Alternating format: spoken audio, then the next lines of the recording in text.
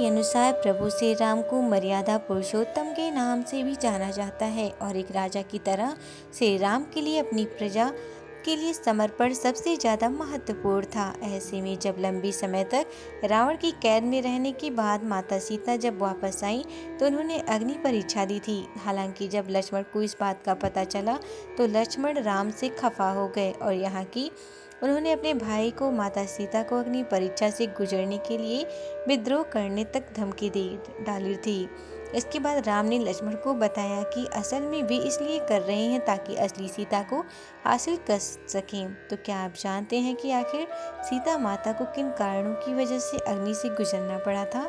पद्म पुराण के अनुसार रामायण में एक नहीं बल्कि दो सीता थीं, पहली असली और दूसरी माया की सीता।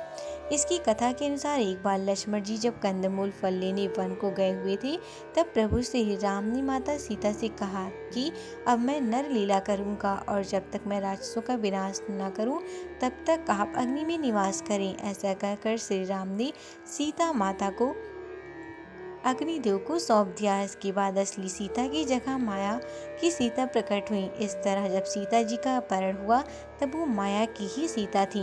जब युद्ध समाप्त हो गया और राक्षसों का विनाश हो गया तब भगवान श्री राम ने माता सीता को अग्नि परीक्षा के लिए कहा और माया की सीता अग्निकुंड में समा गईं।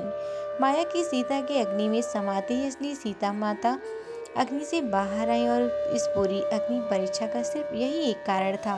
अग्निदेव ने सीता माता को अपने सुरक्षा चक्र में रखकर कुटिया से गायब कर दिया। वहां पर सीता माता के प्रतिबिंब को रखा गया। रावण ने असल में सीता माता का नहीं बल्कि उनकी प्रतिबिंब का हरण किया। इसका संकेत इस बात से मिलता है कि जब रावण ने बलपूर्वक सीता को पकड़कर रथ में बिठाया तो सीता के पतिव्रत धर्म के मुताबिक रावण को जलकर भस्म हो जाना चाहिए था, लेकिन ऐसा नहीं हुआ क्योंकि रावण द्वारा हरी गई सीता असल सीता नहीं बल्कि उसका प्रतिबिंब थी। Subscribe to our YouTube channel and press the bell icon to get the latest updates.